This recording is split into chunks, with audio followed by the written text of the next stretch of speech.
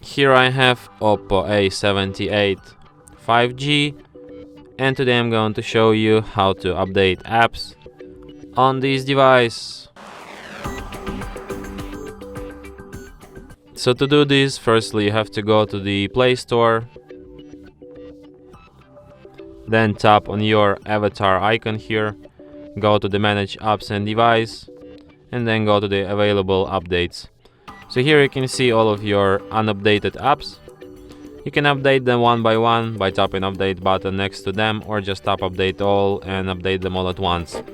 But it may take some time, depending on how many apps you have not up to date. So yeah. And that's it. Thanks for watching. If you find this tutorial useful, don't forget to hit that like button and subscribe to our channel.